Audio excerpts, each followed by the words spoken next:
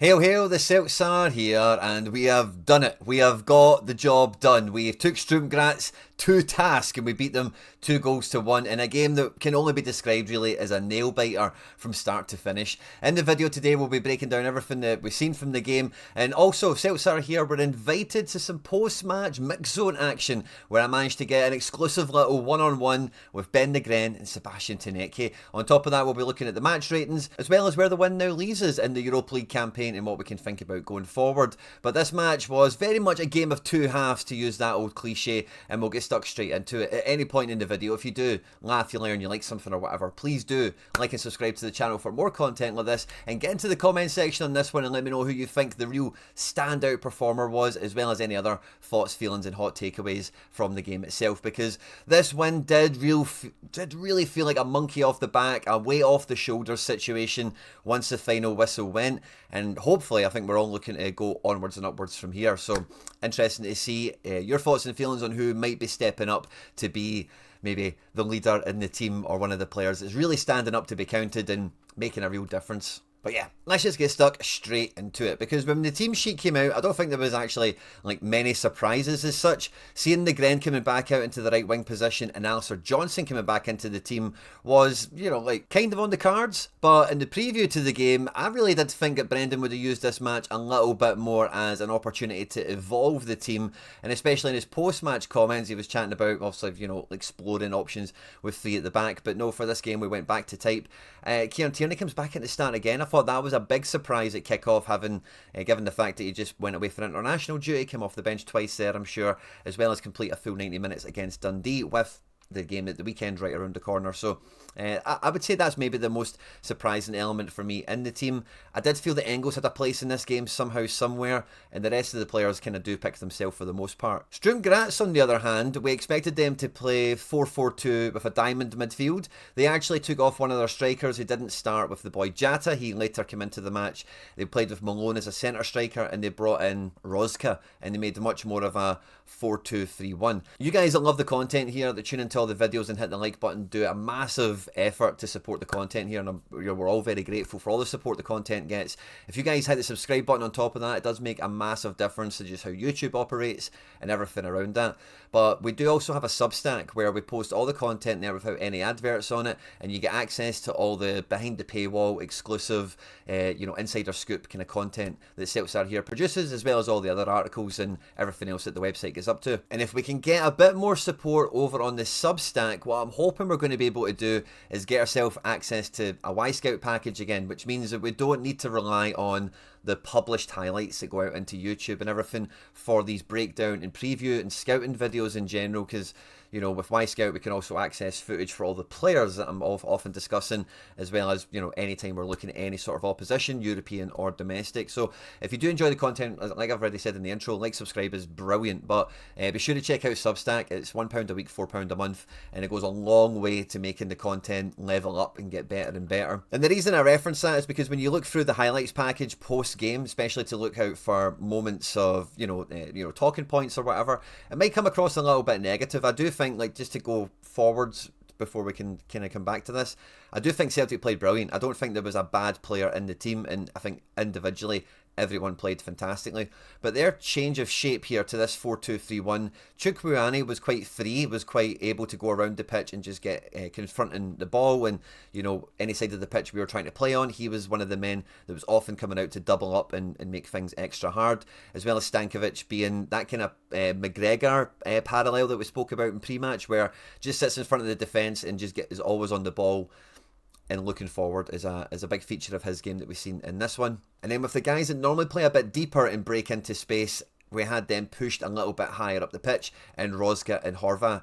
And those two guys were doing a really good job where, off the ball, you know, GRAZ were very narrow and compact. I wouldn't say they were terribly deep, because there was gaps in between their defence and midfield, and this was an area we often exploited throughout the first half to create any of the openings that we did really fashion in the first half. But them having an extra man in here to what they're used to having and then off the ball being as narrow as a diamond midfield, gave them some great space and some opportunities in this game to break into space when the ball was turned over really anywhere in and around this area here, where their players had the real freedom to burst into space and make things happen in numbers.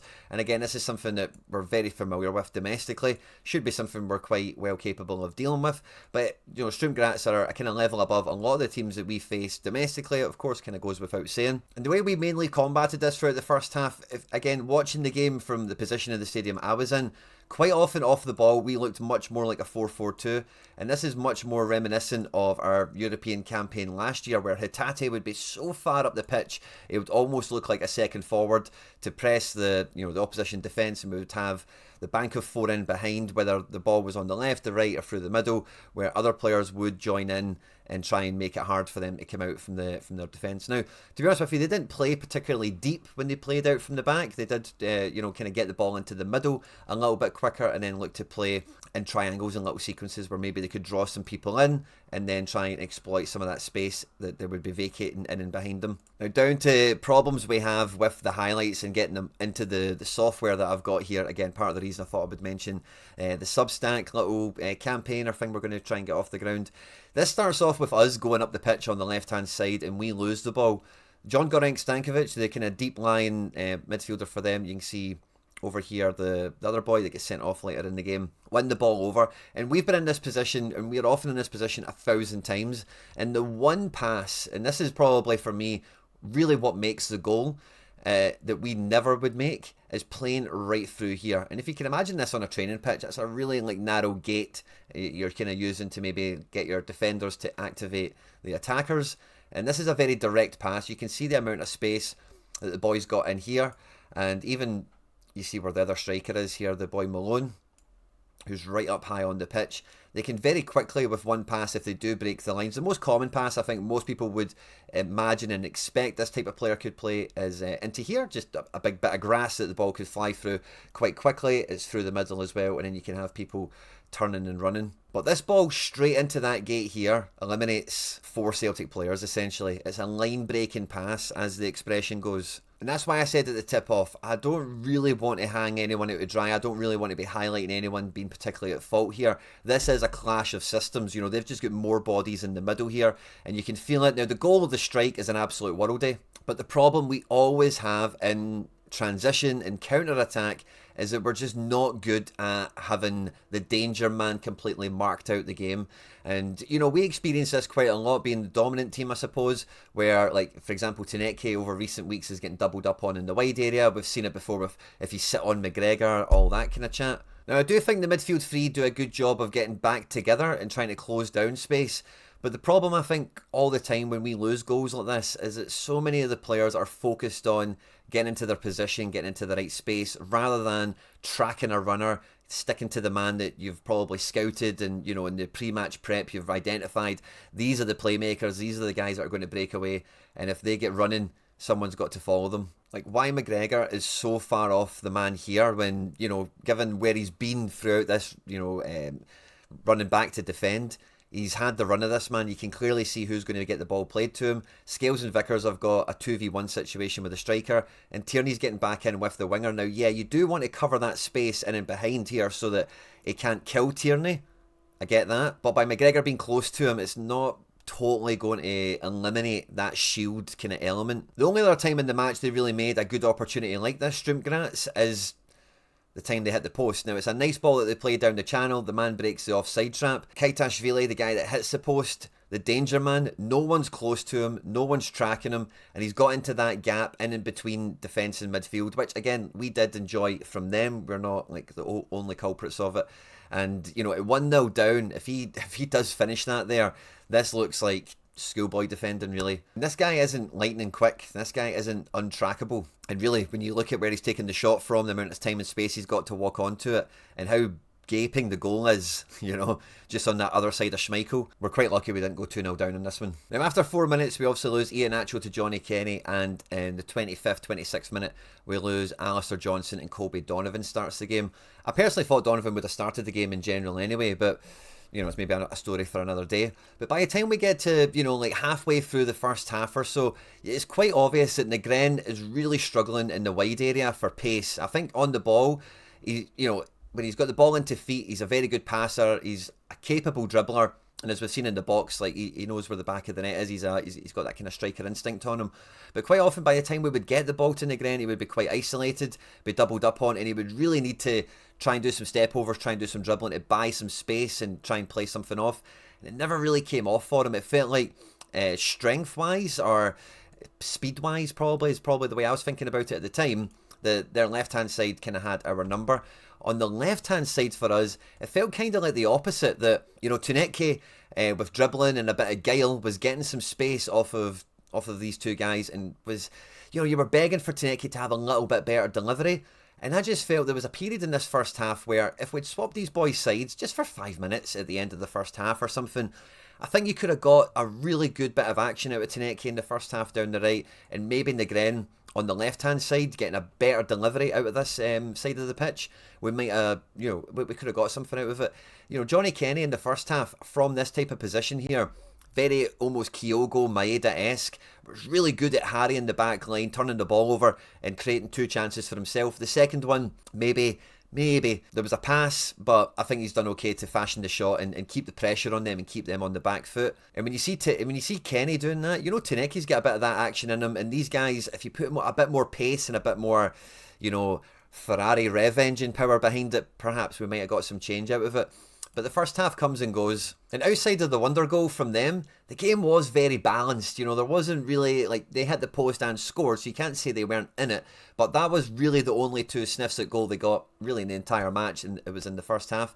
And for us, we had a few chances. We had 8 shots, 2 of them were on target. The on-target XG was 0.2, which means that the chances we made were very low quality, very low calibre. Now, we came out for the second half, and Mitchell comes into right back for Tim Orman, and I thought that might have gave us another route into the game here, because Orman is a German youth international who's just been signed by Leverkusen, played Bundesliga football last year, and was a very good 1v1 defender. Tuneke really did struggle to get by him and still have that bit of delivery in him. It was a real effort getting any time and space out on this right hand side. So this new player Mitchell might have represented a nice wee kind of extra yard for us to gain in the team in the match. And we start the second half very well. We actually noticed the midfield three coming together a lot more, where it looks much more like the triangle of McGregor, Engels and Hatate, where even to the extent where Engels is now maybe pushing up a little bit higher up the pitch, taking this left-hand side, joining NYGREN in the play and putting Kenny like in between the centre-backs a little bit more than he was in the first half. We then had Hatate kind of on the periphery of the match, playing in the way, which I just think you get the most out of him. And McGregor, like, it was brilliant in this game, quietly brilliant. Didn't really penetrate forward, but was doing great at, just intercepting the ball, winning duels, and making sure that, really the ball stayed in our half. And if they did turn it over, like, I tried to make clear before we highlighted the only two chances that they made. It's not really to talk about anyone's deficiencies or anything. It's just a positional thing where they've got 5 guys in there playing quick one-touch football, brave football, breaking the lines. And when you don't have someone that's going to just stick to the main playmaker, or you don't give the players that sort of instruction to stay with the runner, it's all about returning to a space, it just can backfire. It can create chances. It's something we've highlighted a bunch, and we've seen it for those 2 little glimpses. I don't want to talk about it anymore. In the first half. This big boy Malone was also a handful, by the way, just to kind of mention him before we kind of talk about Celtic a little bit more. But I thought he looked the part. He was a nice big kind of strong forward, was happy to go toe to toe with both of our centre backs. He didn't get anything out of them. But he was definitely a threat, and on another day a guy like that could have maybe caused us a few problems, especially with rotating being forced into injury substitutions in the first half, which, by the way, is an interesting little footnote, because in the game, now that you get 5 substitutions, you can only actually make them in 3 intervals, so you can only stop the game for a substitution 3 times to use your 5 subs. So we'd used 2 at half time in the first half. I was a little bit surprised that he didn't do one at half time, because he would only have 1 more stoppage in the match to make a substitution, and that's something Brendan actually referenced in the post-match press conference. But we didn't make any half-time subs. We just kind of tweaked the shape a little bit more, tried to get Engels' physicality a little bit higher up the pitch, Rio's kind of energy and his range of passing coming from a little bit deeper, and ultimately trying to just give them less space to do what they did well in the first half, essentially. But it wasn't until maybe, I forget who it was that went down, but someone went down with a bit of a knock or something, and Schmeichel had a good big chat with Donovan, and you could see he was really telling him, I thought he was kind of trying to say to him, like, I'm going to feed you the ball this way, so get into this type of position. But what we actually seen from that was Donovan got a lot higher, almost into like right wing position, and we seen NYGREN now get a little bit of support, now have a bit of, a bit of pace coming down this side, which we never had throughout the game at all. And we came out, and I think we've started the second half absolutely fantastically. One thing that we've often said about Johnny Kenny is he has got fantastic striker movement. Now, he's not always had extended minutes, he's not always getting enough time to maybe develop and enhance his reputation as well as his abilities, but throughout this, particularly in the first half, he did really good at trying to just make something out of nothing, feeding off some scraps, pressing the defence. But we've seen him actually, this is something that we want to see from our strikers, but sadly nobody over the years has really made this a feature of their play. Kenny tries this quite often, and sometimes it's came off, so this is something I'm interested to see if he can make a feature of his game. But he drops off the last line of defence here, and he plays a little back heel flick round the corner for Arne Engels, who's running into space, and the ball eventually comes to Rio Hatate, who juggles the ball before, you can tell he's thinking about the highlight package when he smashes it. Kenny was a really good presence as a centre forward in this game. Now, he wasn't really a main feature of the game. I wouldn't say he really added like a distinct dimension into the match, but the STURM GRAZ defence were very much on their toes having to deal with him, and almost every time he was involved in a passage of play, he was doing the right thing. When you watch Johnny Kenny, I think you can really tell what he practices on the training pitch. You can really tell what the instructions from the manager is that he is to do for the team as a centre forward, whether that be pressing the defence or doing this type of thing, dropping into little pockets and trying to play midfield runners. And with extended minutes, this is if you're doing the right thing and getting into the right positions, eventually it should pay off type situation, as long as he has the potential to fulfill into. So I think, positive signs all round from Johnny Kenny, although wasn't a big presence as a striker in a weird way also. It's kind of hard to put into words, I think, but I just ultimately want to give him a lot of praise. Now, we did speak about this coming into the game, and I did say it was a contradiction in itself that Liam Scales doesn't really have this range of passing in his game as like something as Celtic fans we can say, oh yeah, Scales does this, but he does do it. He can see the pass. He does have the range of passing. It's just really his success rate and his accuracy, I think, is where like he's really just got some room to grow into. And Scales is probably his only opportunity in the game. Sometimes, if he's really prolific in this sense, he maybe plays 2 or 3 balls like this a match. But he's quite good for 1 or 2 on the regular. He plays a great ball into a great space. NYGREN missed so many big chances in this game. It was great to see him eventually get the winner, of course, but this is one of the chances where he misses and it leads to the corner. Now, one thing we've been crying out for on the channel is goals from set pieces and, actually trying to have some different solutions to, set pieces. We get so many of them and it's just everyone get into the box and somebody will cross it. There's nothing else to it. And quite often we'll stand and wait on the ball for Scales and Vickers to come up. But not this time. We played it quick. We played it to the second man runner of Colby Donovan coming into the team. Coming into the pitch here as a second runner, and then Scales like running onto the ball because he's still arriving up there as a target man.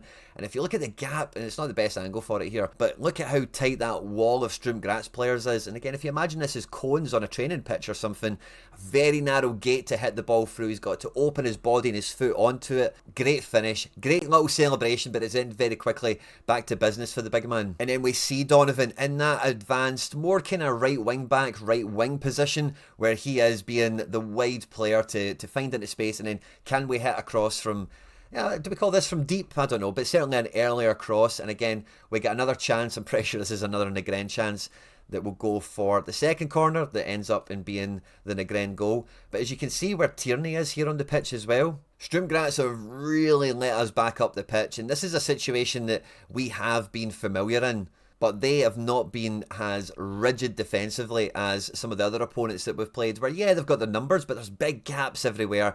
Hatate standing off in a good position that if a cutback comes back to him similar to like we highlighted with Kaitashvili for the chance he hits the post, is unmarked, is free, is in lots of space. And this is a really well worked attack. And do we call it a sucker punch to do the old 1-2 on them dead quickly? I don't know. I think we were playing good. I think we were evolving into the game, and everyone started to play, I think, a lot better. Makes it sound like we played bad in the first half at any stage in the game. I just think just went through it, you know. As the goals went in, the crowd really woke up and it really energised the team a little bit more. And, you know, European nights under the floodlights. For the last half an hour, that's really what it tasted and really what it felt like, but it was still super nervous from where I was sitting anyway. We were 1 goal to the good. Their boy Chukwuani here wipes out McGregor, gets himself sent off, and they go down to 10 men. Not too long thereafter, we make our final interval in the game where we take off to Netke for Balikwisha. Balikwisha, as you know, I've been a big fan of since we signed him, and a player I've got high hopes for. And it was really interesting to see some great link-up play down the left-hand side with him and Hatate. He showed great tenacity to come back and win the ball in a deep area. Again, this is something we've seen from him a few times in the fleeting minutes he's had. And he looked really hungry on 1 or 2 occasions to try and go forward and make something happen. He had a nice shot from the edge of the box, and really, like, it was still nervous, it was still tight. They never really looked like getting up the pitch, and that was probably where any comfort in the game came from. It's just that it was one-way traffic at this stage. The goalkeeper continued to make some really big saves. The game could have been put to bed, but then the full-time whistle goes, and Carter Vickers is basically done, collapsed. And it looks like he is now maybe going to be taking some time onto the treatment table as well. Now, Brendan Rodgers said in the post-match that they actually did want to take Carter Vickers off, but they'd ran out of substitution intervals, you know, where they could interrupt the game to make a substitution. That must have happened around the, you know, after the 82nd minute or something, which means Vickers has played on for the thick end of 10 minutes. I think there was 4 or 5 minutes added on at the end with some sort of hamstring injury is the kind of words that are coming out there. And that on top of Johnson, Iheanacho, even NYGREN at right wing adds a lot of questions coming into the future match. Now, at the end of the game, I managed to catch up with Ben NYGREN, the match winner on the day. And, you know, I've had some opportunities to do these types of things. As you'll be able to tell from the audio file, I still get a little bit tongue-twisted. I still get a little bit nervous because these were direct one-to-ones. I was the only fan media there. And after they were done talking to the papers, it was like, right, okay, it's now you with fan media. And it was just me there by myself, you know, so... I tried my best to ask him some questions and kind of get a flavour of, you know, his role in the team and how he felt the game went, and asked both the players really where they felt the difference was from first half to second half. Massive goal scored tonight. What was the feeling that went through when you hit the back of the net? No, it was such a good feeling, especially when I had a lot of opportunities today. Came to a lot of chances, and I missed some, and the keeper saved some. So I was so happy to score the winner today. You played really well. You got into a lot of good positions, a lot of chances tonight. And you know, as the game went on, it felt like the team just got a little bit slicker. The determination went up. What do you think in the second half was different to the first? I think we had a difficult start to this game. Obviously, two key players going out so early. We were 1-0 down. But I think also in the first half, especially the last 15-20 minutes of the first half, I think we attacked. We had a lot of intensity. We played fast. Came to some chances. So it's all about to just come out and keep on going, because we could feel at the pitch also that they got more tired. They couldn't cope with the intensity we played with. So. And in the end, we got the 2 goals. So it was a good performance today from the team, and I hope this was a turning point. Yeah, big time. And that's you now the club's top goal scorer so far for this season. Playing on the right wing, do you think that's where we could see the best of you this year? No, I don't know. I played a little bit out of position today. I tried to do as best as I can. Yeah, of course I can play on the side, but I think centre better. Yeah, I think in other positions suits me better as a player. But where I am on the pitch, I always do my best and try to do as good as possible for the team to win. Congratulations again, Ben. Thank you. Legends. Have a good night. You too, man. Now, as you can hear there, NYGREN knows he's not really like that right winger to lead the line in the wing area, but he will play absolutely anywhere from the team. And I heard Ryan McGinley actually on the Celtic Way in post-match say NYGREN never goes hiding, and I think that's a great way of summarising it. Like NYGREN, just put him in the final third. Just put him in the final third, put a few players around him, and he'll work it out, he'll get on with it. A very versatile player, and we'll maybe chat about his versatility when we come to the Hearts preview. But he put in a great match. Could have had a hat-trick, could have maybe had 4 or 5 in this one. And it was great to see, like, celebrations at the end. He really enjoyed that winner, he really deserved it. And he's leading goal scorer now at the club for the season so far. And, I did say, I thought this would be a period where NYGREN would really stand up and really dispel the naysayers, and I think this is a big goal and a big performance to really go a long way with that. The other player that I managed to catch up after the end of the game was Sebastian Tunetke. Now, this is the first time I've ever came across Tunetke. I wasn't at the unveiling for him. I wasn't, what was that? No, I don't think I was at the unveiling for NYGREN either, actually. But in any case, first time getting to meet the guy, and again, it was just a straight one-on-one. Very bright-eyed guy, very engaging, and, you can tell, like, similar to some of the other players I've met, like Jota and one or two of the other ones, when you go to these ones where they love playing at Celtic, and this is a big part of the reason they enjoy being at the club. It's for European nights, it's for memorable wins, it's for growth, and it's for progression, and it's for playing on as big a stage as possible. And again, with Tunetke, like, because he wasn't really directly involved in a lot of the game, I wasn't really too sure what to ask him in some cases. I thought I was going to get Johnny Kenny, but he was just for the newspapers on the Sundays or whatever. So I already had like Johnny Kenny questions in my head, and then Tunetke came over and I got him, and I was like, where to start?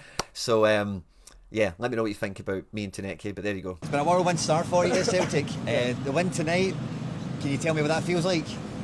No, it's a massive win tonight. We felt like we needed this to get going again. We felt maybe the results hasn't been so good the last couple of weeks. The performance also hasn't been so good. So we felt like tonight was a great chance to go out and show what we can do. And I felt like maybe the start was a little bit sketchy, but I feel like after 10 to 15 minutes we played really well and we deserved to win. It was a good game, actually.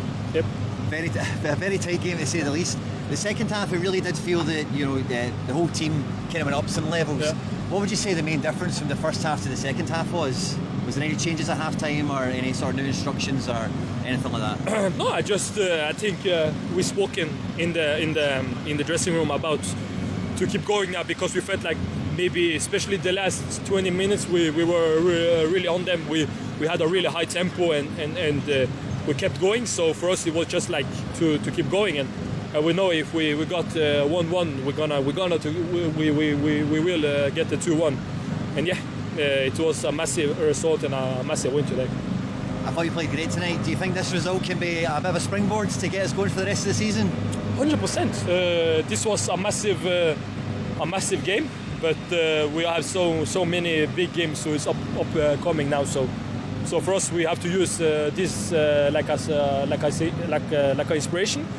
And to just keep going, because we're gonna have a massive game already on Sunday. So we just have to keep going. You did great. Well done again. Thank you. Thank you. Now it's funny, right? Because these match statistics that we look at in the post-match for the post-match ratings all come from Opta, and that includes the formation and the positions. And I find it very interesting that they actually denote Arne Engels as being the right winger and NYGREN being more as the midfielder. And I think in the second half, like, Engels was way higher up the pitch, almost like a second forward. In the first half, that was more Hatate. But NYGREN, like, off the ball was, like, very much a right mid. Like I mentioned in the first half, it felt like we were playing like a 4-4-2 almost. So just a little kind of interesting little Opta thing. Man of the match on the night, the highest performing player we had was Scaldini. Liam Scales coming out with a 92 out of 100 performance here. He got his decisive action by scoring the goal, but on top of that, he was a man mountain. He was an absolute colossus. He gave away 2 fouls. We did concede a goal. He made 3 effective clearances. He won 9 duels, having only lost 4, made an interception. And pass count wise, 88 passes, 14 of them into the final third. 16 long passes into the opposition is a good range of passing to be displayed for a ball dominant centre back. He got his 1 shot on target and he played 2 balls directly into the box. The man was everything you want to have at centre back, put in an amazing shift.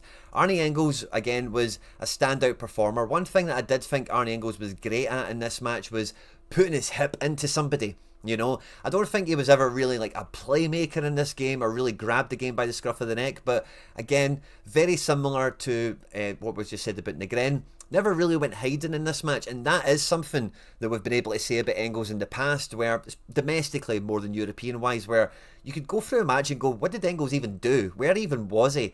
But not in this game. He was always like putting his hip into someone, winning the ball, playing someone else into space. A very complete performance, I think, from the big man. He gets his assist for the winner, that cross that's swung in for Ben NYGREN from the corner. He's registered as winning 1 tackle, not too much of a defensive performance in terms of like the fouls and all that kind of stuff. He's won 2 duels, lost 4. He made 2 interceptions. Nice statistics without being super dominant defensively. Pass count wise, 29, 11 of them into the final third. And from corners, we get 9 crosses into the box. He made himself 1 shot on target as well. And one of their players actually gets credited with a clearance off the line for big Arnie Engels, by the way. I'm sure it was his chance anyway, where I felt at one point, and I still do feel, Arnie Engels and NYGREN's scoring, right? But Arnie Engels in general does feel a little bit cursed in front of goal. Arnie Engels could have 3 or 4 goals this year with chances like that have fell to him, and he's just got terribly bad luck for a defender being in the right place at the right time, or not quite making the perfect connection for it. But he comes out of this 88 out of 100, a fantastic shift from him, and hopefully this can be a time where he really now gets unleashed, you know, because he's been a coiled spring, hasn't he? He's been coming off the bench, not really getting starts, and been a big part of a win at midweek. Does he have a big part to play at the weekend to compound on that? McGregor, very complete performance here. He wins 2 tackles, was fouled twice, gave away 2 fouls himself, but wins 8 duels, only loses 4, makes 4 interceptions. He was just a wee terrier getting around the midfield. And although their shape opened us up twice, you know, McGregor did really well to play within their shape and really nullify it. And I tried my best to kind of really, you know, verbalise that as we went through the video. Only 64 passes for McGregor, so he wasn't put on the ball as much as usual, or as much as you might think. Still more than Engels and Hatate, etc. 14 balls into the final third, he only missed 3 passes. There was a few times in this game where he could have went forward a bit more, but McGregor actually did a great job of going on the half turn and going forward in this match. He won 4 dribbles by doing so. That's what this is displayed as, through the middle, getting on the half turn, going by somebody and moving forward, and it's great to see that the statistics have captured that as well. But Ben NYGREN comes out with a 60 out of 100 performance by virtue of simply scoring the goal, because outside of that, he missed 4 big chances in this game, which statistically really does hamper his rating, his score out of 100. He does have 3 shots on target. He does have a dribble won, 27 passes, 10 of them in the final third. 4 duels won, 8 lost isn't a great ratio, but he's won 2 free kicks, and overall, like, he's had a positive contribution, scoring the match-winning goal, of course. But imagine out of those 4 big chances missed, which is a statistical sitter, he converts 1 or 2 more of them. It could have been a famous result. It could have been a bit more of a comfortable result, but this is a case finally of we are making chances, we are testing a goalkeeper. STURM Graz had their backup keeper into this game, and I've lost count of the amount of backup goalkeepers we've faced that have got off the hook against us. This guy had to put in a big performance, by the way, Bignette, but we finally we asked a lot of questions of these players. I think Tuneke is worth highlighting here. He finished on a 54 out of 100, was on the ball a lot, got 10 balls into the box, won 7 dribbles. These are Jota level numbers. 36 accurate passes, 25 of them in the final third. The wee man was on skates for a lot of the game, had a lot of work to do. Not too much of his output really materialised into clear-cut chances, sadly. Could have maybe done with a little bit of support. Tierney did do well in this game, but I think you've seen with the evolution we got with Donovan on the right-hand side, if we got that on the left, we could have got a bit more out of Tuneke, or even got Tuneke on the right for a minute or two, could have done something. But Tuneke, very successful performance.